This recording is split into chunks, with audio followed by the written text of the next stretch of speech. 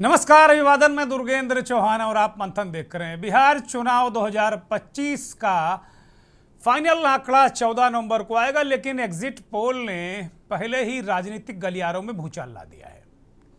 एक एक करके ज़्यादातर जो एग्जिट पोल हैं वो इस बात को कह रहे हैं कि एनडीए की सरकार आ रही है और नीतीश कुमार एक बार फिर मुख्यमंत्री हो सकते हैं। ये बात जो एग्जिट पोल के नतीजे हैं वो सुर्खियों में है और इन्हीं पर चर्चा है। इन्हीं को लेकर चौक चौराहों में राजनीतिक दल के लोग बातें कर रहे हैं और महागठबंधन की जो दुर्गति इन एग्जिट पोल में दिखाई गई उससे खासतौर पर कांग्रेस पार्टी के कार्यकर्ताओं में निराशा है और आरजेडी के लोग भी सत्ता में वापसी की उम्मीदें जताए हुए थे, लेकिन वास्तव में अब वो भी थोड़ा सा कहीं ना कहीं सशंकित हैं। क्या ये भविष्यवाणियाँ सच साबित होंगी, सटीक हैं, ठीक हैं, या सिर्फ मीडिया और पार्टियों की रणनीति का हिस्सा हैं? बिहार 2025 का जो चुनाव हुआ उसमें हर एग्जिट पोल में बीजेपी जेडीयू का गठबंधन जो है एनडीए, वो आरजेडी, कांग्रेस और अन्य छोटे दल, ये जो जितने भी हैं ये सभी अलग अलग तरीके से उम्मीदें लगाए हुए थे और इनकी अलग अलग तस्वीरें भी सामने आ रही हैं। लेकिन सबसे बड़ा सवाल यही है कि ये जो एग्जिट पोल हैं क्या ये 14 तारीख को एग्जैक्ट पोल में तब्दील होंगे? ये एक बहुत बड़ा सवाल है। और जो कल एग्जिट पोल आए उसमें कुछ ऐसे भी एग्जिट पोल थे जिन्होंने 209 सीटें तक एनडीए को दे दी, जो एक तरीके से तूफान जैसा, बिहार में एनडीए का तूफान जैसी स्थिति बताती है। लेकिन ज़्यादातर जो पोलस्टर हैं उन्होंने 140 से लेके 130 से लेके 160-62 तक ये एवरेज रहा है और 130 लोएस्ट आंकड़ा है और 209 हाईएस्ट आंकड़ा है। लेकिन आज एक्सेस माई इंडिया और इसके अलावा अमिताभ कुमार का एक एग्जिट पोल आया है, उसमें मुकाबला होता दिख रहा है। बाकी जो कल एग्जिट पोल आया उनमें तो कहीं मुकाबला होता ही नहीं दिख रहा था, लेकिन आज के जो एग्जिट पोल हैं एक्सेस माई इंडिया और उन पर जो चर्चा भी हो रही है उनमें मुकाबला होता नज़र आ रहा है। 94-95 सीटों से लेके 118 सीटें तक महागठबंधन जा सकता है और जो एवरेज है 130 से 142 सीटों तक एनडीए जा सकता है। यानी एनडीए को क्लियर बहुमत, स्पष्ट बहुमत मिलता नज़र आ रहा है एक्सेस माई इंडिया और अमिताभ के इस एग्जिट पोल में, और आज इसी पर चर्चा हुई है। लेकिन बिहार में जो आंकड़ा है बहुमत का वो 222 है और जो हायर रेंज है महागठबंधन की वो 118 तक ये आज के जो पोस्टर हैं वो दे रहे हैं और एनडीए को हाईएस्ट जो दे रहे हैं वो 121 तक ही दे पा रहे हैं, लोएस्ट 21 तक दे पा रहे हैं और हाईएस्ट 142 तक दे पा रहे हैं। तो इन चीज़ों को देखते हुए एक तरीके से मुकाबला कड़ा दिख रहा है और 1-2% वोट अगर इधर उधर हुआ, क्योंकि 40-42 सीटें ऐसी हैं जहां बहुत नेक टू नेक फाइट है, 1-1.5% का जो वोट का अंतर वो पूरी सरकार की तस्वीर ही बदल देगा। तो ये बड़ी देखने वाली बात होगी। जितने कल से आने वाले एग्जिट पोल में कांग्रेस पार्टी को 3-4 सीटें दिख रही थी, लेकिन आज के जो एग्जिट पोल आए हैं उसमें कांग्रेस पार्टी 17 से 21 सीटें जीतती नजर आ रही है। पिछली दफा 70 सीटों पर लड़कर 19 सीटें कांग्रेस ने जीती थी। अच्छा खासा जो मार्क्सवादी पार्टियां हैं, जो वामपंथी पार्टियां, उन्होंने अच्छा खासा पिछली बार वोट शेयर अर्जित किया था, सीटें भी अच्छी खासी अर्जित की थी, लेकिन इस बार वो इतनी सीटें अर्जित करती नहीं दिख रही। तो कांग्रेस कमजोर कड़ी है लेकिन एकदम से बैठ नहीं जा रही है। सीमांचल में खास तौर पर कांग्रेस का उभार सा दिख रहा है और जहां बीजेपी और कांग्रेस की लड़ाई है वहां सीधे सीधे सीमांचल के इलाके में वहां कांग्रेस प्लस होती नजर आ रही है। दलित थोड़ा सा और मुस्लिम, दलित मुस्लिम का जो कॉम्बिनेशन है कांग्रेस के लिए वो एक तरीके से उभार के रूप में नजर आ रहा है। तो अगर इन सब चीज़ों का अध्ययन करें तो, लेकिन इन सबसे इतर एक बहुत बड़ी बात जो है कि आरजेडी, राष्ट्रीय जनता दल, इस चुनाव में सबसे बड़ी पार्टी एक बार फिर बनकर उभर रही। पिछली बार 77 सीटें और 2015 में भी सबसे बड़ी पार्टी नीतीश कुमार के साथ सरकार, उसके बाद 2020 में सबसे बड़ी पार्टी सरकार बनाने से रह गए। 2025 में भी जो एग्जिट पोल हैं उसमें भी आरजेडी सबसे बड़ी पार्टी के रूप में उभरती नजर आ रही है। उसको 68 से 72-75 सीटें तक मिलती नजर आ रही हैं। इसी तरीके से जेडीयू की अगर हम बात करें तो जेडीयू भारतीय जनता पार्टी से ज़्यादा बड़ी पार्टी यानी दूसरे नंबर की पार्टी बनती नजर आ रही। 58 से 64-65 सीटें तक वो जीतती नजर आ रही है जेडीयू, और भारतीय जनता पार्टी 48 से 51-52 सीटें तक ही सिमटती नजर आ रही है। तो इसका मतलब ये है कि जेडीयू एक बड़ी ताकत के रूप में एक बार फिर उभर रही है। इसकी वजह नीतीश कुमार हैं, लेकिन दूसरी तरफ प्रशांत किशोर की पार्टी 3-4 सीटों पर नजर आ रही है। एलजेपी रामविलास पासवान 11 से 16 सीटें जीतती नजर आ रही, वो 29 सीटों पर लड़ रही है, अच्छा खासा प्रदर्शन है। लेकिन ओवरऑल अगर देखें तो मुकेश सहनी भी 3-4 सीटें जीतते नजर आ रहे हैं। पिछली बार 4 सीटें जीती थी, उनके विधायक भाग गए थे, दूसरे दलों में भाजपा में चले गए थे। इसी तरह ओवैसी के 4 विधायक आरजेडी में चले गए थे। ओवैसी का फैक्टर न्यूट्रलाइज हुआ है और शायद बीजेपी कोशिश थी बीजेपी की कि ओवैसी का उभार हो जिससे कांग्रेस और आरजेडी को नुकसान हो, लेकिन ओवैसी का उभार नहीं होगा। इसकी वजह नहीं हुआ या नहीं दिखेगा, इसकी वजह कांग्रेस पार्टी का मजबूत होना है वहाँ पर सीमांचल में खास तौर पर, यह उसके साथ ऐसा कॉम्बिनेशन बना, क्योंकि कोई जातीय आधार कांग्रेस पार्टी के साथ नहीं दिखता। अब बहुत सारी बातें हुई, विकास की बात हुई, जीविका दीदी की बात हुई, बहुत सारे वीडियो भी आए। एक वीडियो में देख रहा था कि जीविका दीदी कहीं लोगों को घरों में जाकर मतदान के दिन ये कह रही हैं कि वोट डालिए नीतीश कुमार को, इस तरह के वीडियो आए। आरजेडी ने उसे ट्वीट किया भी है, उसे एक्सपोज पोस्ट किया और चुनाव आयोग को कहा कि देखिए ये क्या हो रहा है। इसी तरह इन सब के बीच में जो प्रशांत किशोर हैं जन स्वराज के चीफ, तमाम दलों का वो राजनीतिक भविष्य तय करते रहे हैं, लेकिन इस बार खुद अपना भविष्य वो तय कर रहे हैं। बिहार में जन स्वराज पार्टी के अध्यक्ष हैं, उन्होंने कई बार ये कहा कि नीतीश कुमार की पार्टी अगर 25 सीट से ज़्यादा लाएगी तो वो राजनीति ही छोड़ देंगे। तो ये क्या लोचा है, ये भी देखने वाली बात होगी। लेकिन आज हम मंथन में इसी पर बात करेंगे। बहुत सारे विश्लेषण हैं, बहुत सारे मेरे मन में सवाल हैं। हमारे साथ एक बहुत बड़ा और ज़बरदस्त पैनल होगा जिसमें हम आपसे चर्चा करेंगे। तो आज चर्चा इसी पर, एग्जिट पोल कितने सटीक।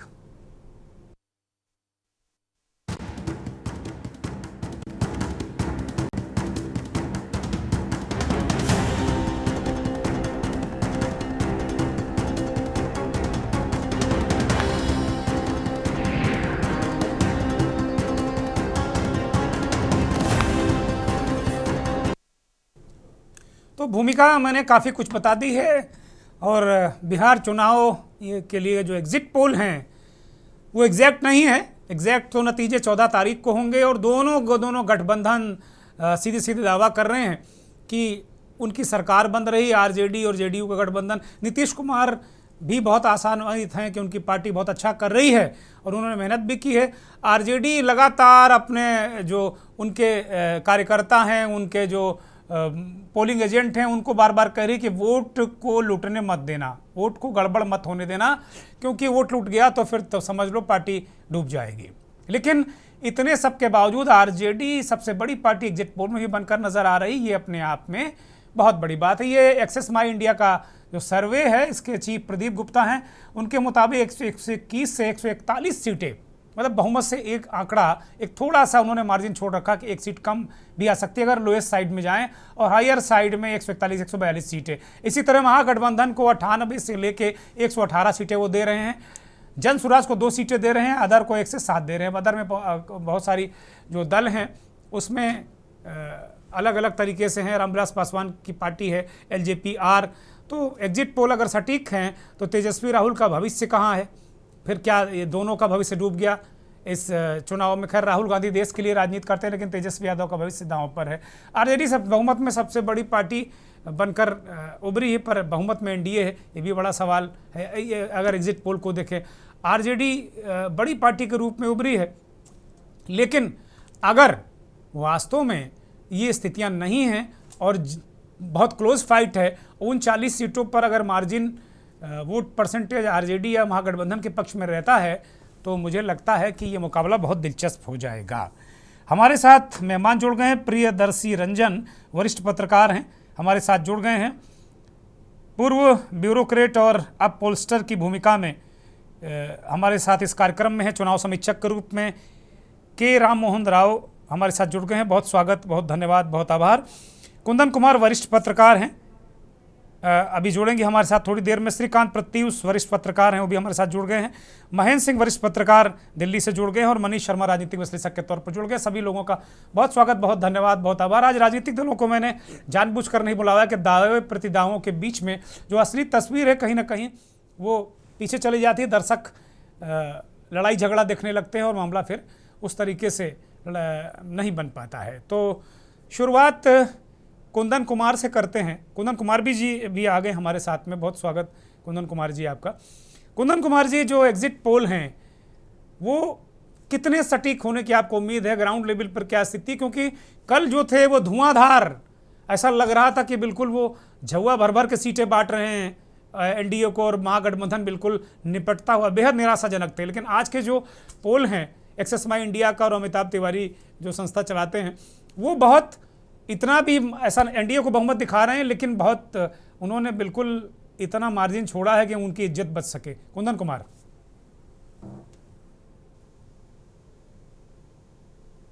कुंदन कुमार मुझे लगता है नहीं है क्या इस चर्चा में, फ्रेम उनका चला गया है। श्रीकांत प्रत्युष भी हमारे साथ जुड़ गए हैं। प्रियदर्शी रंजन से मेरा ये सवाल है, मैं टॉस करता हूं। प्रियदर्शी रंजन, ये सवाल आपकी तरफ। अनम्यूट करिए प्रियदर्शी रंजन जी। ये जो सर्वे है जिसके आंकड़े और ये बाबत हो रही है, सबसे पहली बात ये कि सर्वे पर ही बहुत तरीके का सवाल अगर आप बताते हैं तो कई तरीके से उठ जाता है। इसके बावजूद हर बार सर्वे होता है और सर्वे पर भी एक राजनीति होती है। इस बार भी उसी तरीके से देखा जा रहा है। आप कुछ लोगों को लग रहा है, अटपटा लग रहा है कि जितने भी सर्वे आ रहे हैं उसमें अधिकांश में महागठबंधन को सरकार बनाते हुए नहीं बताया जा रहा है और एनडीए को क्यों सरकार बनाते हुए बताया जा रहा है। लोगों को थोड़ा अटपटा लग रहा है जो महागठबंधन के समर्थक हैं या उनकी ओर रुझान रखते हैं। वजह ये है कि मैदान में आप देखेंगे तो उससे लगता है कि कहीं नहीं ये झुकाव है। आवाज आ रही है कुछ? हाँ, कुछ आपका ही आवाज इको कर रही, ठीक कीजिए कृपया। हाँ, बोलिए। तो जो एनडीए का जी, तो ये मैं कह रहा था कि जो जातीय समीकरण है और जो सामाजिक समीकरण है उसका पलड़ा भारी है। उस लिहाज से ये रुझान रिफ्लेक्ट कर रहा है। आप छोड़ दीजिए कि सर्वे वाले कितने पहुंचे, कितने लोगों तक नहीं पहुंचे, क्या किया क्या नहीं किया, लेकिन बिहार में जो राजनीति होती है वो जातीय समीकरण के आधार पर होता है, सामाजिक समीकरण के आधार पर होता है और उसी आधार पर चुनाव होता है। तो उसके समीकरणों को आप जोड़ेंगे, जोड़ घटाव करेंगे तो ये फलाफल आपको मिलता हुआ नजर आएगा जो अनेक सर्वे में रिफ्लेक्ट हो रहा है। और कहा जा रहा है कि ये एंटी इनकम्बेंसी जो हाई लेवल वोटिंग हुई है बिहार में वो एंटी इनकम्बेंसी की वजह से है। लेकिन एक मत ये भी है कि ये प्रो इनकम्बेंसी का भी नतीजा हो सकता है। आप एक तरफा इसको इस तरीके से नहीं कह सकते हैं कि जहां जहां चुनाव होता है एंटी इनकम्बेंसी रहता है वहीं पर ज्यादा मतदाता निकल करके आते हैं और पिछली बार की तुलना में मत प्रतिशत बढ़ता है। ये प्रो इनकम्बेंसी का भी नतीजा हो सकता है। 2000 इसका उदाहरण है। वर्ष 2000 में बिहार विधानसभा चुनाव के दौरान बहुत मतदान हुआ था, 60% के करीब। पहली बार ऐसा हुआ था बिहार में। लेकिन उस समय भी देखा गया था कि चीजें उस तरीके से नहीं हुई थी। तो उसी तरीके से ये भी चुनाव को देखने की जरूरत है कि हाई लेवल पर जो वोटिंग, ये हाई परसेंटेज जो वोटिंग हुई है उसमें मसला कहां तक है। क्या ये एंटी इनकम्बेंसी का है या फिर ये प्रो इनकम्बेंसी का है? मैं मानता हूं कि दोनों है, एंटी इनकम्बेंसी का भी है, प्रो इनकम्बेंसी का भी है। दोनों गठबंधन, क्योंकि बिहार में त्रिकोणीय कोई मुकाबला रहने गया है, दो कोण का ही मुकाबला है, महागठबंधन और एनडीए। तो इन्हीं दोनों के बीच मतदान हुआ है। तो उस नहीं, तो प्रियदर्शी रंजन जो आंकड़े हैं, प्रियदर्शी रंजन मेरा सीधा सवाल, आप मुझे लगता है कि आप चीजों को स्वीकार भी कर रहे हैं और पूरी तरीके से कि भाई एंटी इनकम्बेंसी भी है, प्रो इनकम्बेंसी। मैं कह रहा हूं कि जो एग्जिट पोल के आंकड़े हैं इस पर आप पूरी तरह टिकना चाहेंगे कि भाई ठीक है एनडीए की ही सरकार बन रही है? मैं इस पर तो जरूर टिकना चाहूंगा कि एनडीए की सरकार बन रही है। कई फैक्टर्स हैं उसके, कहिए तो गिना देता हूं। पिछली बार एंटी इनकम्बेंसी में नीतीश कुमार थे, नीतीश कुमार के खिलाफ एक लहर था। इस बार वो नहीं है, नीतीश कुमार स्वीकार्य हो रहे हैं। वोट ट्रांसफर, दोनों गठबंधन एनडीए के भीतर एक दल से दूसरे दल के भीतर स्मूथली हुआ है, खास करके भारतीय जनता पार्टी और जनता दल यूनाइटेड के बीच में। वो महागठबंधन की ओर देखने को नहीं मिला है। कांग्रेस कुछ खास नहीं कर पाई है, अकेले जिम्मेवारी अब ये तो आरजेडी पोस्टर पर तो रहा कह है। रहे हैं पोस्टर सारे कह रहे हैं कि भाई कांग्रेस 17 से 21 जीत रही, तो पिछली बार के मुकाबले पिछली तरह का ही रिजल्ट है उसका। उनको सीटें आज ट्रांसफर वो करा पाए हैं कि नहीं, उनका वोट बैंक क्या है, ये देखना होगा ना। वो महागठबंधन को कितनी मदद कर रहे हैं। हो सकता है कि जो सीटें ये बताई जा रही है वो आरजेडी के वोटरों की मदद से कांग्रेस का निकल रहा हो। ये महागठबंधन के अन्य सीटों पर तो क्या प्रभाव गठबंधन का डाल तो रहे यही हैं, ये मतलब होता महत्वपूर्ण है। ना प्रियदर्शी रंजन, गठबंधन का तो यही मतलब होता कि सारे लोग हाथ पकड़ के एक दूसरे को ट्रांसफर करके सरकार बनाएं या अच्छी सीटें लाएं। गठबंधन का मतलब ही यही होता है।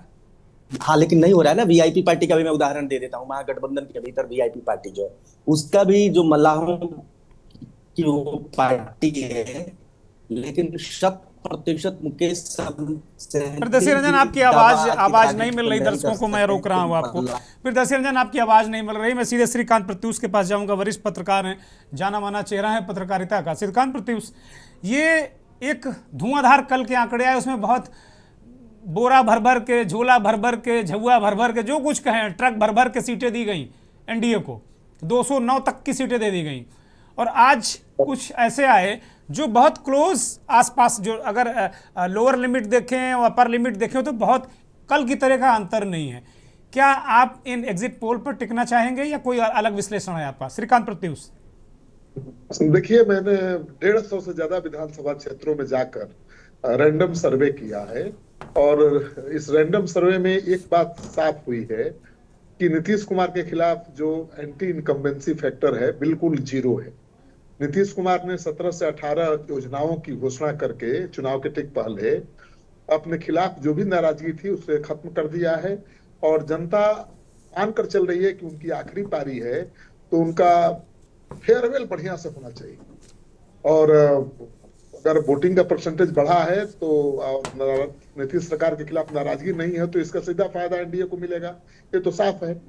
और मुझे लगता है कि इसी आधार पर मैं कह सकता हूं कि जो सर्वे एग्जिट पोल आ रहे हैं कि सरकार एनडीए की बन रही है, वो सही है, काफी हद तक सही है। लेकिन जो आंकड़े हैं अलग अलग हैं, और मेरे हिसाब से बहुत ज्यादा फर्क नहीं रहेगा। 130 से 35 सीटें एनडीए को मिलने जा रही हैं, और महागठबंधन कहां तक जाएगा? अपनी लिमिट क्या है, लास्ट लिमिट उसकी? देखिए, महागठबंधन खूब जाएगा तो 110 तक जाकर सिमट जाएगा। तो बहुत पिछली जाएगा बार का तब, आंकड़ा यही है, पिछली बार तो 110 ही पे था वो। क्योंकि कांग्रेस का परफॉर्मेंस अच्छा नहीं होने वाला इस बार, उसकी सीटें घटेगी। देखिए है क्या कि कोसी सीमांचल में जहां आप कह रहे हैं कि कांग्रेस बहुत मजबूती के साथ लड़ रही है, वहां पर मैंने देखा कि एमआईएम जनसुराज भले ज्यादा सीट न जीते, लेकिन महागठबंधन को ज्यादा नुकसान पहुंचा रहे हैं। जनसुराज ने बहुत तगड़े तगड़े उम्मीदवार खड़े किए हैं 11 सीटों पर, और एमआईएम ने। अच्छा, आपने तो श्रीकांत जी, आपने जनसुराज की बात कर दी, तो मैं जनसुराज के मुखिया का एक बयान भी आपको रिमाइंड करा दूं, और रिमाइंडर के तौर पर इसको लीजिए आप। जनसुराज के मुखिया ने तमाम बड़े चैनलों से कहा कि अगर 14 तारीख को नीतीश कुमार की 25 से ज़्यादा सीटें आ गई तो भले ही उनकी पार्टी सत्ता में आ जाए। जनसुराज 25 तारीख के बाद वो कह रहे हैं कि नीतीश सीएम भी नहीं रहेंगे, और 20 तारीख में जब सरकार बनेगी तो नीतीश सीएम नहीं रहेंगे। 14 के बाद जब 14 को नतीजे आएंगे तो नीतीश की पार्टी को 25 सीटें नहीं मिलेंगी, और 25 से ज़्यादा सीटें मिल गई तो वो राजनीति छोड़ देंगे।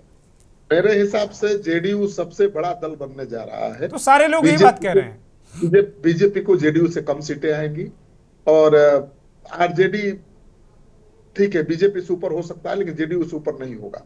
क्योंकि देखिए है क्या कि नीतीश के खिलाफ कोई नाराजगी नहीं, और 10,000 रुपये महिलाओं के खाते में भेजकर उन्होंने एक बड़ा गेम खेला है, उसका बड़ा असर है ग्राउंड लेवल अच्छा, पर। बिहार का चुनाव और बेनिफिशियरी योजनाओं पर हुआ है। प्रत्युष जी, बिहार का चुनाव आप कैसा मानते हैं? जातियों पर हुआ कि ये योजनाओं पर हुआ, कि फ्री ब्रिज पर हुआ, किस पर हुआ चुनाव बिहार का? इस बार का चुनाव मुझे लगता है कि योजनाओं पर हुआ है, जो कैश ट्रांसफर है उस पर हुआ है। 10,000 रुपये 1.25 करोड़ महिलाओं के खाते में गए हैं, उसका बहुत प्रभाव दिख रहा है। और मोदी सरकार जो लगातार 5 किलो अनाज दे रही है गरीबों को, वो बहुत काम कर रहा है, बहुत बड़ा फैक्टर है। लोग कह रहे हैं, महिलाएं कह रही हैं कि खाएंगे मोदी क्या और वोट देंगे दूसरे को, ये नहीं होगा। और महिलाओं के खाते में चुनाव के ठीक पहले 10,000 रुपए आए हैं, इसको महिलाएं भूल नहीं पा रही हैं। महिलाओं की लंबी कतार चिंता बढ़ाने वाली है महागठबंधन की और जनसुराज दोनों और युवाओं की लंबी कतार, उनका वोट, ये किसकी चिंता बढ़ा रहा है? युवाओं ने वोट दिया कचर के, बिल्कुल कचर के वोट दिया। तेजस्वी यादव ने इतने बड़े वादे कर दिए हैं जिस पर भरोसा उनके समर्थकों को होगा, लेकिन आम युवाओं को नहीं है, क्योंकि हर घर को, हर परिवार को सरकारी नौकरी देने की बात कर रहे हैं। बिहार में 20 लाख से 23 लाख टोटल सरकारी कर्मचारी अधिकारी हैं, और आप 2.5 करोड़ फैमिली है बिहार में, आप 2.5 करोड़ परिवार को आप नौकरी कैसे दे देंगे सरकारी? तो कई ये तो हम लोग बौद्धिक लोग ये बातें कर सकते हैं, लेकिन जब जनता में फ्लोट करता होता तो फिर सब यही चलता है। ये हम लोग पत्रकार लोग हैं, ये बैठ के बात कर सकते हैं, पॉलिटिकल पार्टी के प्रवक्ता सवाल उठा सकते हैं, लेकिन जब वेब बनती है ना कि नौकरी देगा, दवाई, पढ़ाई, सिंचाई, कमाई, बेरोजगारी, कार्रवाई, सुनवाई, जब ये बातें वो एक सांस में कहते तो युवा हल्ला मचाता है ना। और ऐसा नहीं है, पिछली बार भी हल्ला मचाया तो अकेले तेजस्वी ने 30-30 सभाएं की, 18-18, 20-20 सभाएं एक दिन में की, हेलीकॉप्टर को टेम्पो की तरह दौड़ाया और सीटें आई उनकी। और इस बार भी आरजेडी बड़ी पार्टी के रूप में दिख रही, जो एग्जिट पोल है। देखिए, जो इस तरह के वादे होते हैं, अगर सच्चाई के करीब हो तो लोग विश्वास कर लेते हैं, लेकिन जो असंभव है उसको आप कैसे कोई भरोसा कर लेगा? 2.5 करोड़ परिवार है बिहार में, 2.5 करोड़ लोगों को सरकारी नौकरी कोई भी सरकार या कोई भी नेता कैसे दे सकता है? तो इस देश में कहा ना 15 लाख आने थे, पूरे देश में आने थे, 140 करोड़ को 15 लाख मिलने थे। एक नेता ही ने कहा था कि भाई वहां ऐसा हो जाएगा, आपको रुपया मिल जाएगा, नहीं मिला। उन्होंने कहा जुमला है, चुनाव जीत गए, सरकार बना ली, सत्ता सुख भोग लिया और कहा जुमला है, हो गया जुमला, ठीक है। तेजस्वी यादव भी के बाद में हो सकता कह दें जुमला है, क्या करेंगे हम आप, लेकिन हवा बन गई ना। बहुत फैक्टर बिहार में काम कर रहा है। एक तो नीतीश कुमार ने चुनाव के पहले जो दनादन 17-18 बड़ी घोषणाएं की, सीधा उसका लाभ मिला, उससे लोग प्रभावित दिख रहे हैं। और दूसरा नैरेटिव है जंगल राज वाला कि तेजस्वी आएंगे तो फिर से जंगल राज आ जाएगा, भले ना आए। नैरेटिव कौन बनाता? अपर कास्ट के लोग नैरेटिव बनाते हैं बैठ के कि भाई ये आ जाएगा, जंगल राज आ जाएगा। जंगल राज था, रामराज नहीं था, लेकिन रामराज आज भी नहीं है श्रीकांत जी, रामराज आज भी नहीं है, जंगल राज था, मान ले रहे हैं। अति पिछड़ा समाज ज्यादा, उसके बीच ज्यादा ये नैरेटिव काम कर रहा है। आप जाएंगे तो अब हो सकता है भाई 14 तारीख को हम आपसे फिर मिलेंगे। आपकी बात, चूंकि आप ग्राउंड पर हैं, हम ग्राउंड पर नहीं हैं इस वक्त, तो आप ज्यादा बेहतर कर रहे हैं। के राममोहन राव सर की तरफ मैं रुख करूंगा। राव सर, आपका जो आकलन है, नमस्कार सर, आपका जो आकलन है वो आपने कल 188, 87, 89 सीटें आपने दी थी, आपका जो सर्वे है, और आपने सीट वाइज भी बताया है। आज एक्सेस माई इंडिया का जो सर्वे आया है उसमें बहुत क्लोज स्थितियां दिख रही हैं। जो लोअर लिमिट है, बहुमत है 222 का, 122 का है, माफ़ कीजिएगा, और 118 जो अपर लिमिट है वो आरजेडी और इनके गठबंधन की भी दिखा रहे हैं। इसी तरीके से जो नीतीश कुमार का जो गठबंधन है, एनडीए गठबंधन है, 121 से लेकर 141 तक दिखा रहे हैं। तो अभी कोई करेक्शन करना चाहेंगे या आप अपने उस पर कायम है अभी? राव सर। बिल्कुल उस पर कायम है, कोई करेक्शन नहीं है। हम लोग दिया है 186 ± 15, वही होगा। आपको ज्यादा से ज्यादा, देखिए कोई भी जनता क्या चाहते हैं, जनता को पानी मिले, सड़क हो, बिजली मिले, सेफ्टी हो, सिक्योरिटी हो, अच्छा स्वास्थ्य का मतलब देखभाल हो, शिक्षा हो। सिर्फ एक ही चीज है जो सरकार में जो हम लोग महसूस किया है, रोजगार नहीं है। सिर्फ रोजगार नहीं है, लेकिन जनता में ऐसा कोई असंतुष्टि दिखाई नहीं पड़ा। और जनरली 2 एक्सप्लेनेशन होता है, जब भी वोट परसेंटेज बढ़ता है, अभी तक हम लोग जनरली देखते हैं जब वोट परसेंटेज बढ़ता है सरकार बदल जाती है। लेकिन हम लोग ये देखा है वोट परसेंटेज बढ़ा है, लेकिन लोग ये चाह रहे हैं जो एग्जिस्टिंग सरकार है, जो सरकार चल रहा है उसमें कोई आपत्ति नहीं है, सही चल रहा है, इन्हीं को कंटिन्यू किया जाए। और दूसरा जो 15 साल के पहले जो लोगों को अनुभव रहा, जो भी लोग कहते हैं, जो भी जंगल राज हो, जो भी हो, कुछ भी हो जो कहते हैं लोग, मान लीजिए अभी इनको कोई असंतुष्टि नहीं है, सब सही चल रहा है, सिर्फ रोजगार और थोड़ा शिक्षा के क्षेत्र में गुणवत्ता को तो लेकर दोनों तो लोग सर कहीं- बड़े महत्वपूर्ण मुद्दे हैं। रोजगार है नहीं तो आदमी क्राइम की तरफ जाएगा, अपराध की तरफ जाएगा, तो फिर आप मंगल राज और रामराज कैसे ले पाएंगे? और दूसरा शिक्षा नहीं है, तो आप तो दोनों कोर इशूज पर तो आप काम ही नहीं कर रहे हैं। 20 साल सरकार चला के 20 साल सरकार चला के अगर दो कोर इशूज पे काम नहीं कर रहे हैं जो अपेक्षित है, उसके बाद भी आप प्रचंड बहुमत की सरकार बना रहे हैं, तो भाई जनता जनार्दन है, मैं प्रणाम करता हूं जनता जनार्दन को और मैं शुभकामनाएं देता हूं एनडीए को अभी से। बोलिए सर। क्षेत्र में गुणवत्ता को लेकर शिक्षा ठीक है, सब स्कूल्स है, बढ़िया है, इंफ्रास्ट्रक्चर है, सिर्फ जनता बोलते हैं मतलब पढ़ाई को लेकर गुणवत्ता को लेकर थोड़ा सरकार को ध्यान देना चाहिए। और रोजगार के यूपी में बड़े इंडस्ट्रियलिस्ट उत्तर बिहार में बड़े इंडस्ट्रियलिस्ट आ जाए, इन्वेस्टमेंट कर लिया जाए, उसके लिए ना जनरली सरकार से भी बहुत सारा योजना होना चाहिए। और सेफ्टी एंड सिक्योरिटी वो चीज बहुत, कोई इंडस्ट्रियलिस्ट आएंगे उनका सेफ्टी सिक्योरिटी वो जनरली मुद्दा होता है। बट जनता जो भी सरकार का काम काज है उससे संतुष्ट है, वो चाह रहे दोबारा इसी सरकार हो, जो चीज हम लोग महसूस किया। और दूसरा नया जनसुराज है, जनसुराज को मुझे कहीं कोई खास दिखाई नहीं पड़ा। कहीं लोग हो सकता है कुछ कुछ जगहों में कुछ इन्फ्लुएंस हो सके, बट कोई सीट वगैरह मिलने का हमको दिखाई नहीं पड़ा। एलजेपी और कांग्रेस की स्थिति क्या देख रहे हैं आप? कांग्रेस से जब आप लोग गठबंधन बनाए है तो दोनों साथ देखो, जन पब्लिक ना जो 20-25 साल के पहले जो पब्लिक है ना, आप जो कहिए सुन लेते थे, आप जो कहिए आप गुमराह करते थे। आज का जनता वैसा नहीं है, हर चीज को मोबाइल से हर चीज सुनते हैं, रूलिंग पार्टी का सुनते हैं, अपोजिशन का सुनते हैं, कहा क्या हो रहा है सब चीज छानबीन कर लेते हैं। बहुत स्मार्ट है जनता आजकल। सिर्फ आप जो भी वादा करेंगे ये करेंगे ये नहीं है, जनता ये सब देख रहे।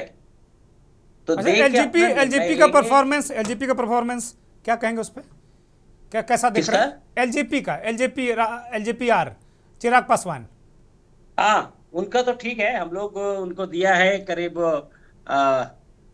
16 सीट दिया है, क्योंकि गठबंधन में है ना। देखिए हम लोग जहां भी देखा है कहीं भी हमको ये दिखाई नहीं पड़ा लोग एकदम आरजेडी को या गठबंधन को एकदम जोर जबरदस्ती से, कहीं जनता है, कभी कुछ पॉकेट्स है, जहां पॉकेट्स है आपको जबरदस्त दिखाई पड़ा। मतलब ये काइंड ऑफ मुझे एक सुनामी या बाढ़ जैसा है, उसमें जो पिलर्स है बहुत पावरफुल पिलर्स है, वो जहां रुक जाएंगे दूसरा सब हट जाएंगे। सो मुझे ऐसा दिखाई पड़ा जो भी हो एकदम सुनामी जैसा होगा। तो हम लोग बोल रहे 186, अभी दूसरा एग्जिट पोल भी देखेंगे आप, सब लोग 133 बेस मान रहे हैं, 133 लेकर 160 तक दे रहे लोग, तो इसका मतलब 133 तो है ही है। तो आप कह रहे हैं कि सुनामी आने वाली है, मतलब कुल मिलाकर एनडीए की बिहार में सुनामी आने वाली है।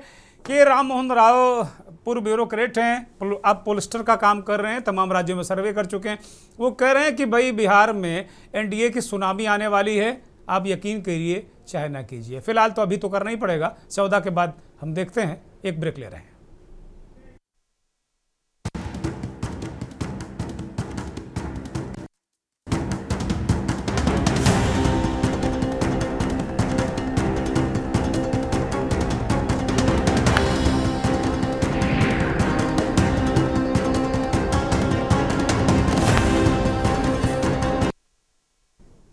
एग्जिट पोल कितने सटीक? कल से आज तक जितने बिहार को लेकर एग्जिट पोल हुए सभी में एनडीए की सरकार बनती नजर आ रही है स्पष्ट बहुमत के साथ में।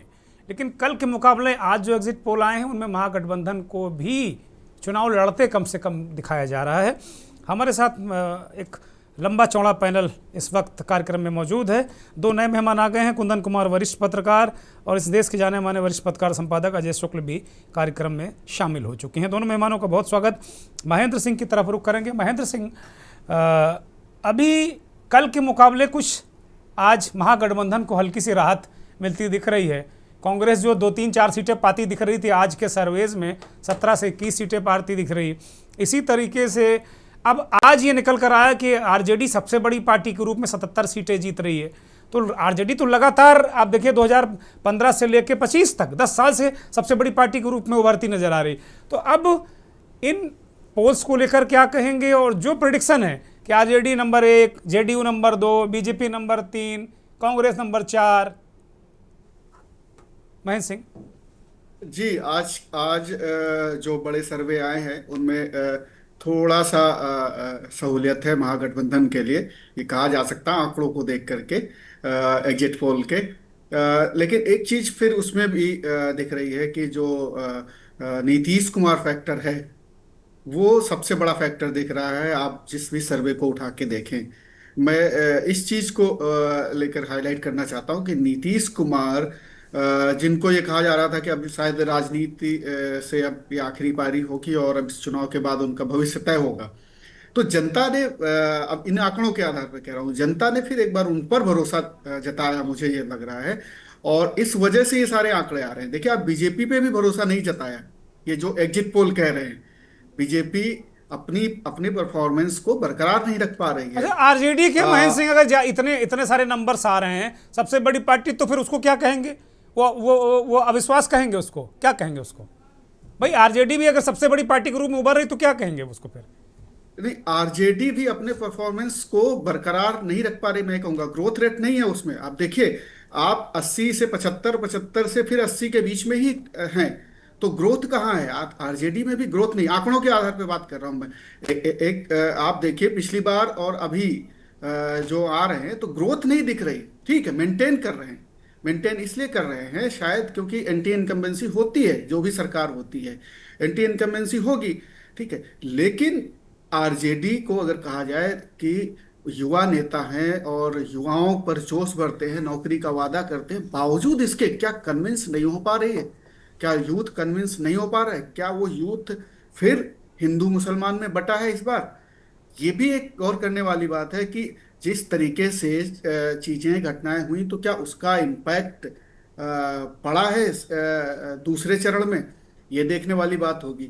दूसरा, महिलाएं, नीतीश कुमार को निश्चित तौर पर महिलाओं को अब हमें एक अलग वर्ग के तौर पर लेना होगा कि वो किसी जात या किसी धर्म के बजाय वो एक गवर्नमेंट की बेनिफिशियरी हैं, और जिससे कि वो जहां से बेनिफिट मिल रहा है उनको वहां पर वो वोट में कन्वर्ट हो रही हैं। ये किसी भी स्टेट में आप ले लीजिए, जहां पर भी बेनिफिट महिलाओं को मिला है वो कन्वर्ट हुई हैं वोट में। मध्य प्रदेश इसका बहुत बड़ा उदाहरण रहा है, आप देखिए।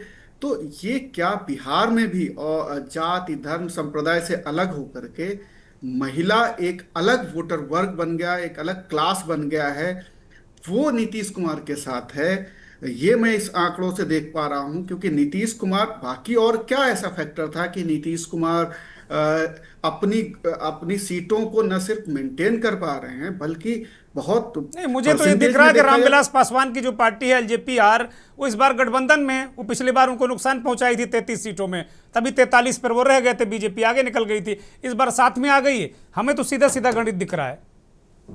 नहीं, जाति का गणित तो है ही, वो तो होता ही। देखिए, कहीं किसी भी चुनाव में भारत में जाति, अगर कोई कहे जाति का फैक्टर नहीं, जाति फैक्टर है, इसमें कहीं कोई दो राय नहीं। लेकिन वही एलजेपी बीजेपी के साथ में होते हुए बीजेपी को क्यों फायदा नहीं कर पा रही? जहां बीजेपी के भी लोग लड़ रहे हैं वहां पर एलजेपी को फायदा क्यों नहीं कर पा रही? बीजेपी की सीटें क्यों नीचे हो गई? ये भी एक सोचने वाली बात है। तो एलजेपी, मुझे नहीं लगता बहुत बड़ा फैक्टर है, थोड़ा फैक्टर होगा। बहुत बड़ा फैक्टर महिलाएं हैं। ठीक है। और मुझे जो लग रहा है कि शायद यूथ जो है कन्विंस उतना नहीं हो पाया जितना तेजस्वी यादव कर रहे थे। शायद एक स्ट्रेटजिकली चूक हो गई, उन्होंने हर परिवार को कह दिया। ये कन्विंस होना थोड़ा यूथ के लिए शायद वो ऐसा हुआ हो, नहीं हो पाए हो, बस, और कोई बात नहीं। वरना वो इंटैक्ट रखे हुए, सर्वे सब बता रहे हैं कि वो इंटैक्ट है उनकी सीटें, यानी कि उनका वोट परसेंटेज। नहीं, महेंद्र सिंह, कल वाले सर्वे देखिए तो तेजस्वी यादव को नींद नहीं आई हुई रात भर, वो हालत कर दी थी। लेकिन आज टोन बदला नजर आ रहा पूरे मीडिया इंडस्ट्री का। तो क्या आपको लगता है कि 14 तारीख को बिल्कुल तमाम ये लोग माफी मांगेंगे, प्रणाम करेंगे कि भैया गलती हो गई, माफ करो तेजस्वी सरकार? बिल्कुल। और अगर ये आंकड़े ऐसे हुए गलत, और कई बार हो चुके हैं गलत, फिर मैं कह रहा हूँ सैंपलिंग अगर सही नहीं है, और आज भी कुछ लोगों ने इस पे आपत्ति उठाई है कि जो एक्सिस माई इंडिया का सर्वे आया है उसमें डेमोग्राफिकली जो सैंपल साइज लेने चाहिए थे वो नहीं लिए गए, उसमें बड़ी गड़बड़ियां हैं। तो सैंपलिंग अगर गड़बड़ होगी तो फिर आपके एग्जिट पोल ठीक आएंगे नहीं, सर्वे ठीक आएंगे नहीं। अगर आप जो सही से सटीक सैंपल लेंगे, सही तरीके से सैंपल लेंगे, ठीक है। तो रिजल्ट सही आएंगे। तो अभी मैं सिर्फ और सिर्फ जो आंकड़े हैं उस पे बात कर रहा हूं। मैं बिल्कुल ये नहीं कह रहा हूं कि यही बदलने वाले हैं। मैं सिर्फ आंकड़ों का विश्लेषण कर रहा हूं कि आंकड़े अगर ऐसे हैं तो ये चीजें हो सकती हैं, ये संभावनाएं हो सकती हैं कि ऐसा ऐसा हुआ हो। क्या पता ये जब 14 नवंबर आए और सारे आंकड़े धरे के धरे रह जाएं और हम लोग फिर उनका विश्लेषण करें, जो वो आंकड़े आएंगे, रियल आंकड़े आएंगे कि क्या ठीक हुआ बात है, exactly। ठीक बात है। मनीष शर्मा आपके पास आ रहा हूं। अगर मान लीजिए एनडीए की ही सरकार बन गई और इतना प्रचंड बहुमत जैसा कि राम मोहन राव सर जैसे तमाम पोलस्टर दे रहे हैं, अगर ये हो गया तो फिर क्या कहेंगे? ईवीएम गड़बड़ हो गई, एसआईआर गड़बड़ हो गया, वोट लूट गया, फिर क्या कहेंगे? कैसे मुंह छिपाएंगे वो? नहीं नहीं, हमको लगता है कि ये अभी एग्जिट पोल वाले भी थोड़ा आज कल और आज की उनकी बोली भाषा में तो आप ही खुद ही देख रहे हैं कि जमीन आसमान का फर्क हो गया है। एक तो उनकी ही भाषा बदल गई, जो कल तक एकदम सब कुछ ध्वस्त कर रहे थे, नेस्तनाबूद कर रहे थे, सब कुछ खत्म लग रहा था, तो आज तो एकदम आप देखिएगी।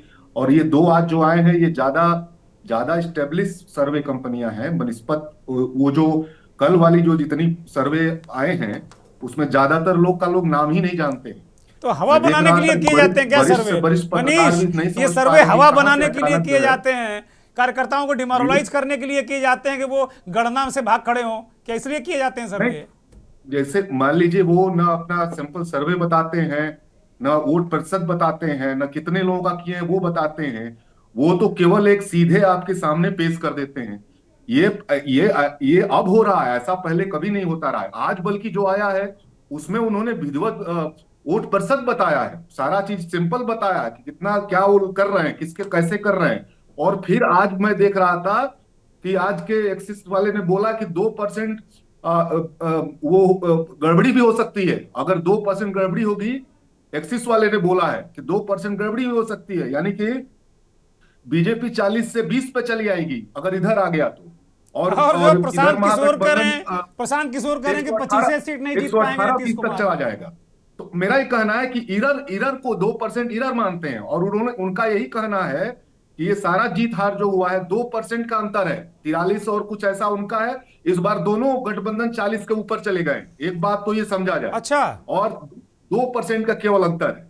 तो मैं ये कह रहा हूं कि ये देखिए इस बार जो एक सर्वे में कुछ और आज स्पष्टता हुई है कि 18 बरस से 30 बरस के बीच में यूथ का 47% लोग जो है राजद के साथ गए, और 37% रह गई है बीजेपी।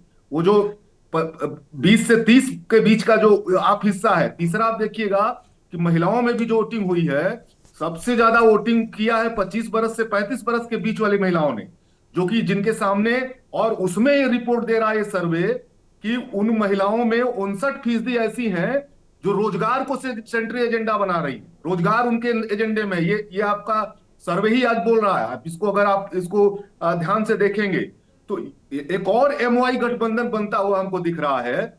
वो एमवाई गठबंधन जो पुराना था वो उसके साथ बना हुआ है, ये नया एमवाई गठबंधन भी है। मनीष, महिला और यूथ अब मनीष सारी चीजें अब कैद हैं, तो अब तो क्लियर हो चुका होगा क्या है क्या नहीं है।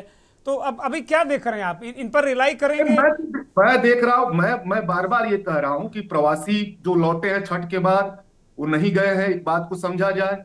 एनडीए की तरफ से नीतीश को मुख्यमंत्री न घोषित करने से वो ट्रांसफर हुआ ही नहीं है ठीक से वहां।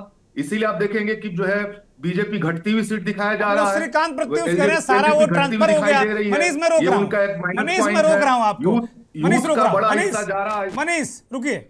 श्रीकांत प्रत्युष कह रहे हैं, मनीष श्रीकांत प्रत्युष कह रहे हैं कि जो एनडीए का वोट है वो आपस में खूब ट्रांसफर हुआ, महागठबंधन में वो ट्रांसफर नहीं हुआ एक दूसरे को। ये आपका सर्वे नहीं बता रहा है ना भाई, सर्वे ये श्रीकांत प्रत्युष हैं, ये चलते फिरते सर्वे हैं, खुद ही बता रहे हैं। ये 150 सीटों में कर चुके हैं।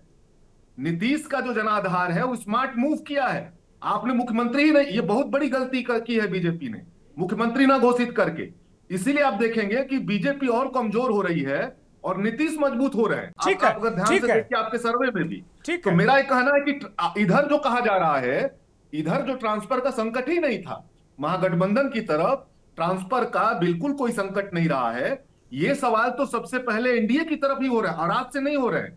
जब से अमित शाह ने बोला है कि ठीक है। चुनाव के बाद वो जो है आपके वो तय करेंगे, विधायक दल तय करेंगे, और बाद में फिर देखेंगे वो दबाव जब बढ़ा है तो आप बोलने लगे कि भाई सीएम और पीएम का पद खाली नहीं है, तो लोगों ने नो पूछना शुरू वैकेंसी, कर दिया कि भाई नो कब तक नहीं वैकेंसी, खाली ठीक है, है। 14 तक नहीं मनीष, खाली, मैं लौटता 14 हूं के आपके बाद भी नहीं पास। खाली। वो बीजेपी कह रहे हैं कि सीएम पीएम का vacancy, no vacancy. Kundan Kumar वरिष्ठ पत्रकार है। कुंदन कुमार, इस सर्वे पर आप इसके साथ में जाएंगे जिसमें प्रचंड बहुमत के साथ नीतीश कुमार आ रहे हैं, या कुछ और देख रहे हैं कि इसमें बड़ा बदलाव देखते हैं आप? देखिए, अब हमारे साथ अभी हैं श्रीकांत प्रत्युष जी मौजूद हैं और इन्होंने सबसे ज्यादा विधानसभा क्षेत्र में दौरा किया है। हम लोग अगर हम कहें तो 100 से कम में ही रहे, लेकिन श्रीकांत सर ने दौरा किया है और वो सच्चाई को जान रहे हैं। देखिए, महिलाओं का को लेकर के जो प्लान, रणनीति जो एनडीए ने बनाया, आप कहीं ना कहीं देखिएगा कि मास्टर स्ट्रोक वो साबित हो रहा है। इस बात को आप समझिए। हम ये नहीं कह रहे हैं कि क्लीन स्वीप एनडीए कर रहा है, लेकिन इतना आप जरूर देखेंगे, जो बूथ पर हम लोगों ने मुआयना किया और देखा, महिलाएं अधिकांश जो थी वो या तो कमल या तीर को वोटिंग कर रही थी। कल हम जहानाबाद और अरवल में थे और वहां पर अल्पसंख्यक महिलाओं से भी। कुंदन, आपकी आवाज बाधित हो रही है, ठीक कीजिए कृपया। जो हालात हैं वो ऐसे, उस शहर में कहीं ना कहीं अगर बात कीजिए तो जहानाबाद जैसे शहर में, जहां पर कि ये कहा जा रहा था कि भाई शाम होते ही जो है दहशत फैल जाता है, तो कहीं ना कहीं स्थिति को सुधारा है नीतीश कुमार ने। तो इन सब बातों को अगर आप गौर से देखिए तो महिलाएं जो वोट कर रही है वो निश्चित तौर पर एनडीए के पक्ष में था। वैसे जो आज सर्वे आया है उसमें कांटे की टक्कर जरूर दिखाई गई है, और कांटे की टक्कर हम लोग शुरू से कहते रहे हैं कि 2, 4, 5 सीट से ही अगर आगे पीछे होगा एनडीए या महागठबंधन तो वो होगा। आरजेडी को लेकर के जो सर्वे आया है आप इतना बड़ा मार्जिन नहीं देख रहे हैं कुंदन कुमार, जितना के राममोहन राव सर या अन्य लोग बता रहे हैं। इतना बड़ा मार्जिन नहीं देख रहे हैं कि सुनामी आ जाएगी, तूफान आ जाएगा, उतना मार्जिन हम बड़ा नहीं देख रहे हैं। लेकिन हम आपको बता रहे हैं कि श्रीकांत सर वहां बैठे हुए हैं आपके साथ, और उन्होंने लगभग, हमें जो उम्मीद है 200 से ज्यादा विधानसभा क्षेत्र में उनकी टीम और वो मौजूद रहे। इसीलिए हम अनुभव के आधार पर बहुत, अगर हम कहें तो कम है श्रीकांत सर से, तो वो जो बोल रहे हैं उसको अगर हम कहें तो हम अगर माने तो निश्चित तौर पर 14% अगर आप कहें 16 आने में 14 आने बाद जो है उनकी, हमें लग रहा है कि वो सही है। लेकिन जो आज का सर्वे आया है उसमें जो डिफरेंस दिख रहा है, तो कुछ हमें भी ये लग रहा है कि कहीं ना कहीं कांटे की टक्कर है और सीट का डिफरेंस कम है। श्रीकांत सर ही बताएंगे, उनसे पूछिए कि वो किस तरह इस चीज को देख रहे हैं। ठीक है, ठीक है, ठीक है। अजय शुक्ल, इस देश के जाने माने संपादक, वरिष्ठ पत्रकार जुड़े हुए हैं। अजय जी, हम ये लोग ये क्यों नहीं मान लेते कि भाई जो भयानक रूप से वोटिंग हुई, जैसे सारे लोग कह रहे हैं कि महिलाओं ने नीतीश कुमार को दे दिया, वो तीर को दे दिया, कमल में दे दिया, तेजस्वी यादव या महागठबंधन के हाथ, राहुल गांधी के हाथ कुछ नहीं लगा। यूथ में भी वो कह रहे हैं कि ना, वो यूथ, महेंद्र सिंह भी कह रहे हैं कि रिलाई, मतलब उसने भरोसा नहीं किया जितना भरोसा किया जाना चाहिए। तो फिर इसके हिसाब से तो फिर एनडीए को 107 सीटें क्यों नहीं दिया सकती? 160 170 दीजिए, फिर क्या दिक्कत है?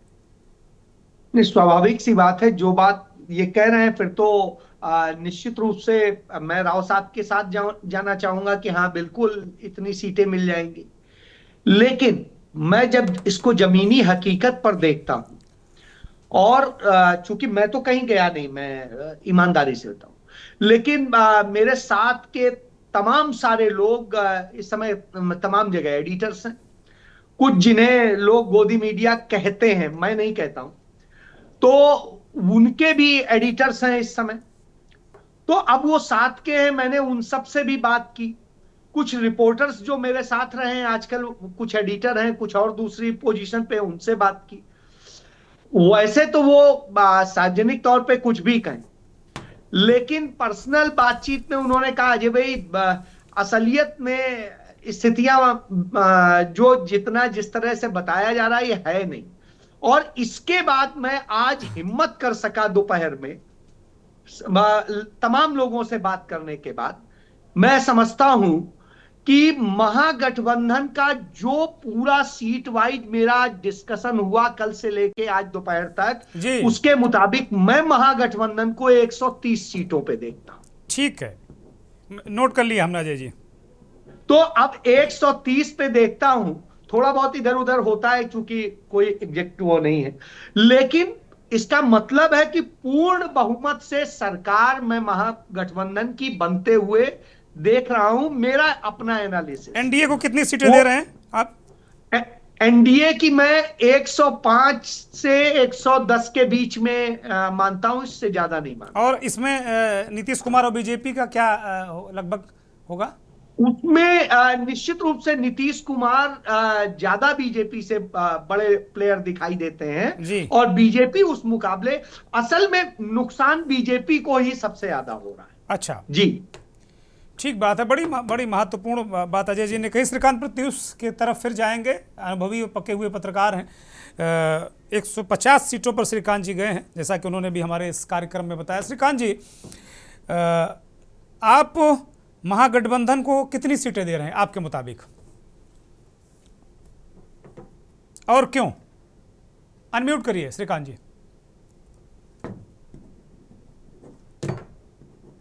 श्रीकांत जी, आपकी आवाज दर्शकों को नहीं मिल रही, कृपया अनम्यूट करिए। श्रीकांत जी, आपकी आवाज दर्शकों को नहीं मिल रही, आप ऑडिबल नहीं है। आप अपना ऑडियो चालू कीजिए कृपया।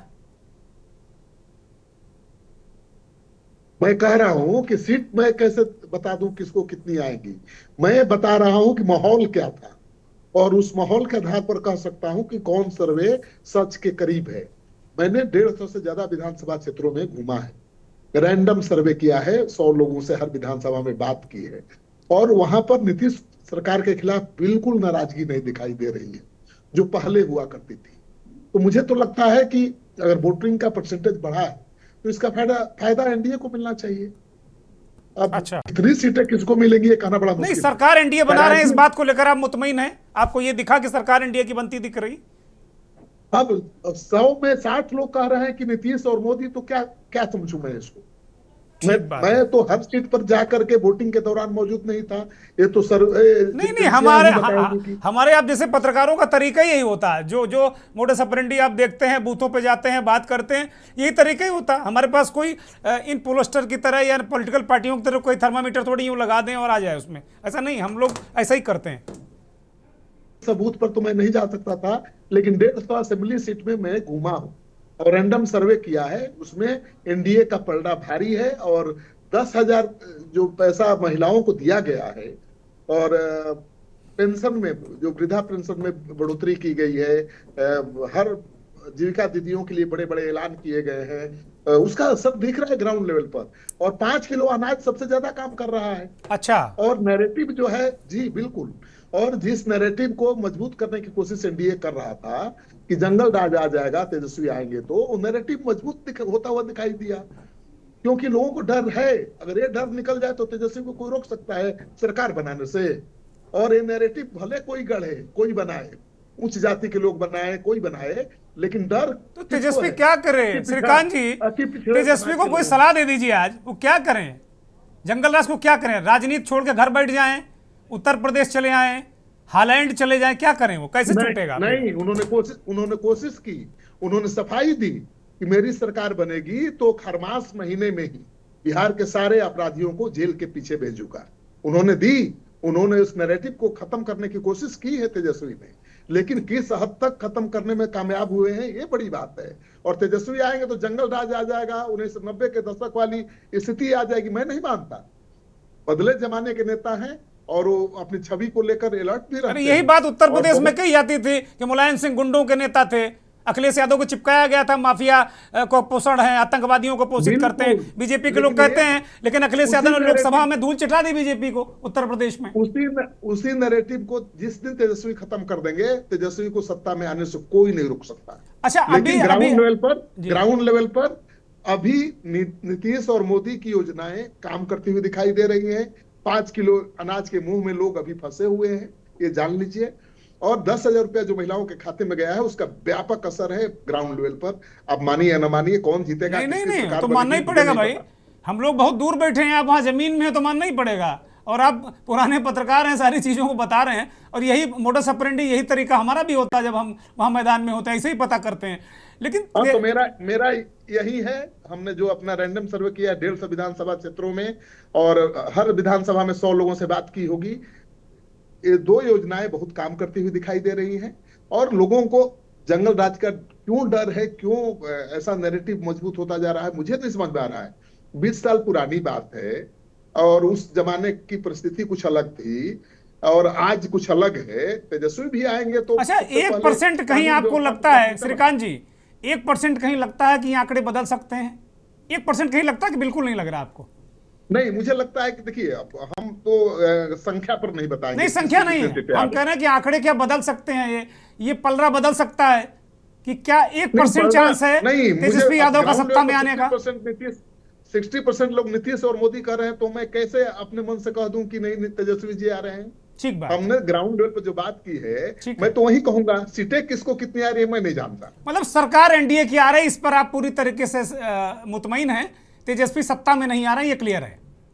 पहली बात जान लीजिए, मैं किसी पार्टी का बंधुआ मंजूर नहीं, हमको आपको पत्रकारों को ये कहने की जरूरत नहीं है। सुनिए श्रीकांत जी, हम और आप ये कहते हैं ना, तभी ये लोग हम लोग को चस्पा कर देते हैं लेबल। हमें कहने की जरूरत नहीं है, किसी राजनीतिक दल का हमें सर्टिफिकेट नहीं चाहिए, वो सर्टिफिकेट अपना रख ले, क्योंकि हम लोग किसी के तनख्वाही नहीं हैं। अपने दम और मेहनत और अपने जो हम लोगों ने सीखा पढ़ा है उसके दम पर अपना रोजी रोटी चलाते हैं। हमारे आपके कोई बड़े बड़े बंगले नहीं है, बड़ी बड़ी गाड़ियों से हम और आप नहीं चलते हैं। मैंने सवाल पूछा, मोदी या नीतीश सरकार या तेजस्वी सरकार, सब 60% लोगों ने कहा कि नहीं, मोदी और नीतीश सरकार। ठीक है 40% लोगों ने तेजस्वी के नाम लिया, तो इसलिए मैं कह रहा हूं कि एनडीए का पलड़ा भारी। ठीक है, महेंद्र सिंह क्या मानते हैं, क्या सीटें कुछ दे पाएंगे, या फिर आप मान रहे हैं या आप भी नहीं मान रहे हैं कि 1% भी चांसेज है तेजस्वी यादव का सत्ता में आने का? महेंद्र सिंह जल्दी से। नहीं, चांस बिल्कुल हो सकता है, मैं ऐसा नहीं मान रहा हूं। मैं तो सिर्फ जो आंकड़े उसका विश्लेषण कर रहा हूं, मैं कतई नहीं मानता। अगर ये सर्वे का मैं जो बार कह रहा हूं, बेसिक चीज, अगर सर्वे की सैंपलिंग ही गलत हो जाए तो आंकड़े कुछ और आ जाते हैं। तो अब आंकड़ों का विश्लेषण उसी आधार पर करना होगा। मैं बिल्कुल नहीं मानता हूं कि नहीं बदल सकता, बिल्कुल बदल सकते, चीजें बदल सकती, इसमें कहीं कोई दो राय नहीं है। अब क्या चीज, क्या फैक्टर उस दिन बूथ पे जो वोट डालने जा रहा है व्यक्ति, उसको काम आ जाए, वो कर दे, ये कोई नहीं बता सकता। कोई श्रीकांत जी ने कहा ना कि 1.5 विधानसभाओं में 100 लोगों से उन्होंने बात की, और 60 लोग अगर 100 में कह रहे हैं कि मोदी और नीतीश, तो वो तो कह रहे भाई मैं नहीं कह पाऊंगा कि तेजस्वी की सरकार आ रही।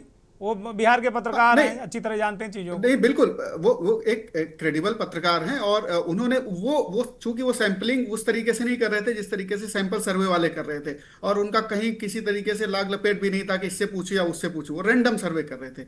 तो वो एक हकीकत मैं मानता हूं, उनकी रिपोर्ट में भरोसा किया जा सकता है। लेकिन जो सर्वे है इस पे मैं मानता हूं कि इनकी वैज्ञानिकता जो है वो सैंपल पे डिपेंड करती है, और सैंपल में अगर गड़बड़ी। अच्छा, आप सीट देने से बच रहे हैं क्या महेंद्र सिंह? दोनों गठबंधनों को सीट देने से फिलहाल बच रहे हैं? नहीं, मैं नहीं बच रहा हूं। अगर मेरा अपना ओपिनियन पूछा जाए तो मैं ये कहूंगा कि 2-3 चूक हुई हैं तेजस्वी से, और निश्चित तौर पे उसका खामियाजा भुगतना पड़ेगा। और नीतीश कुमार का जो मैं चुनाव से 15 दिन पहले तक ये मैं नहीं मान रहा था कि नीतीश कुमार आगे बढ़ेंगे, लेकिन जो रिवाइवल हुआ वो अचानक से हुआ, और चाहे जितनी अच्छी छवि रही हो उनकी पहले। अच्छा, ये रिवाइवल हुआ या ऐसा नैरेटिव बनाया जा रहा है? ये भी इस पे भी मुझे संदेह है।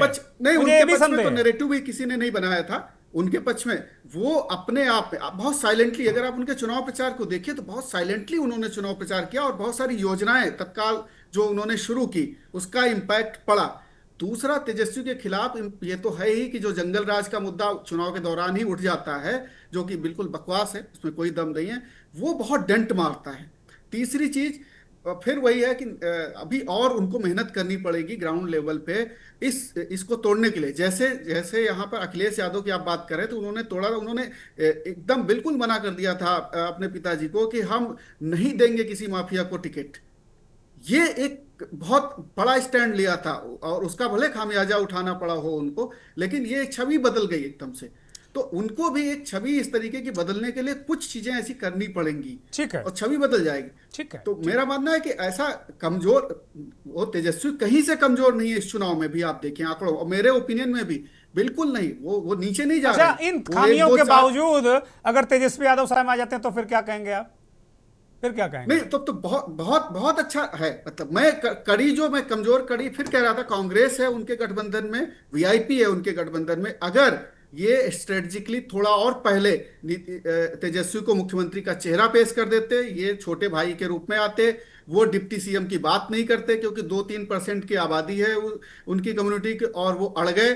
तो ये बहुत सारी चीजें ठीक है, ऐसी हैं। ठीक अगर है। डिप्टी सीएम करना ही था तो एक मुस्लिम चेहरे को लाके कर देते कि ये डिप्टी सीएम होगा, तब तो तो और अलग ही चिपका नतीजे हमें देते, देखने तब तो वो बीजेपी वाले कहते हैं कि भैया ये बिहार को पाकिस्तान बना देंगे, तब तो फिर और निपट वो जाता तो महेंद्र वो सिंह तो जी। अभी भी कह रहे हैं, वो तो उनके देखिए उससे डरना ही नहीं चाहिए, वो तो अभी भी कह रहे हैं, वो ठीक तो है, हिंदू मुसलमान का वो तो कह ही रहे हैं, वो ठीक तो है। मौलाना कहते ही उनको, वो चिपकता नहीं है। ये उनको आगे फेस करना चाहिए, आप खूब कहिए मुझे मौलाना, कोई दिक्कत नहीं है। नहीं, मुलायम सिंह ने कहा कि कहो भाई मुल्ला मुलायम हमें, और वो सत्ता में रहे। बिल्कुल। राम मोहन राव सर की तरफ जाएंगे, बहुत जल्दी है, मेरे पास बस 1 मिनट है और जल्दी जल्दी बिल्कुल सीधी बात करेंगे। राम मोहन राव साहब, अभी भी आप इस जी बात को कह रहे हैं कि तेजस्वी की सत्ता में आने के कोई चांसेस नहीं है, जीरो। से हम लोग जो ग्राउंड लेवल पे देखा है, ऐसा है ना, कोई भी सरकार को बदलना, ये करना, जनता कोई लास्ट मिनट में, 1 महीने में, 2 महीने में, 3 महीने में, ऐसा जन का मतलब जनता का वो मन बदलता नहीं है। ठीक है, जनता कोई भी सरकार को बदलना ना, करीब बहुत 1-2 साल पहले निर्णय कर लेते हैं। हम लोग ये सोचते हैं पैसा बांट दिया, वो कर दिया, ये कर दिया, बदल गया, या लास्ट मिनट में, वो कुछ नहीं होता है। वो जनता डिसाइड करते कोई भी सरकार। देखिए हम लोग भी ना, कोई व्यक्ति है, उनको कितना दिन लगता है, 1 साल, 1 महीने, 2 महीने, 6 महीने, 1 साल, 2 साल, तो उस समय सरकार को भी जनता आंकलन करते हैं, अपना मन बना लेते हैं। तो जनता ने मन बना लिया है। दूसरा चीज आप लोग बोलते हैं ना, कास्ट फैक्टर। अभी इंडिया में बहुत सारा बदलाव आ रहा है, कास्ट इज अ फैक्टर, लेकिन से 60-70-80% लोग जो भी हम मानते हैं कास्ट को, इस कास्ट को दे रहे, वो है, लेकिन न्यूट्रल वोटर्स होते हैं करीब 10 से 15% वोटर्स हर कास्ट में।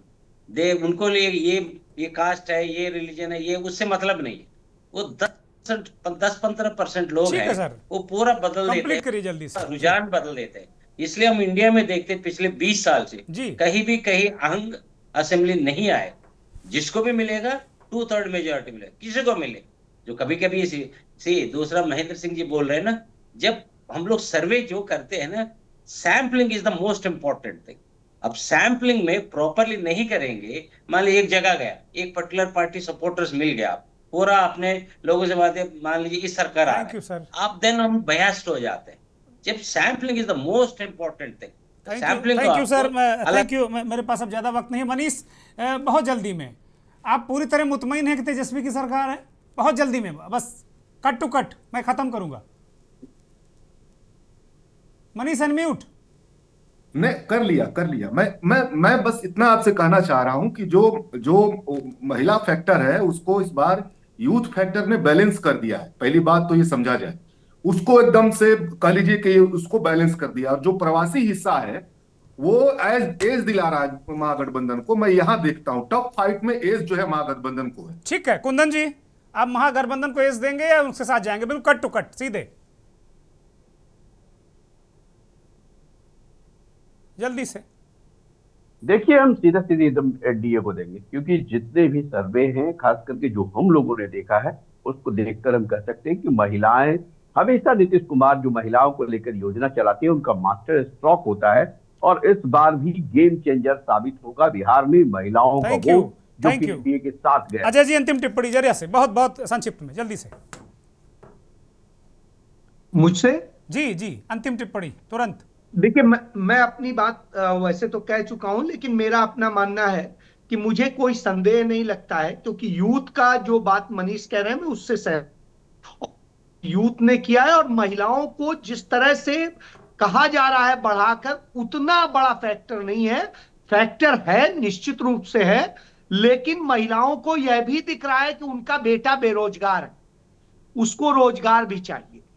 Thank you. यह सवाल भी उठाने वाली महिलाएं हैं। बहुत बहुत धन्यवाद जी। अजय जी, मनीष जी, महेंद्र सिंह, श्रीकांत प्रत्युष, कुंदन कुमार, के राम मोहन राव और प्रियदर्शी रंजन। बहुत बहुत धन्यवाद दर्शकों का जिन्होंने इस कार्यक्रम को देखा सुना। बहुत विद्वत जन थे हमारे साथ में, बहुत ही जबरदस्त पत्रकार विश्लेषक, और अपना अपना अनुभव है।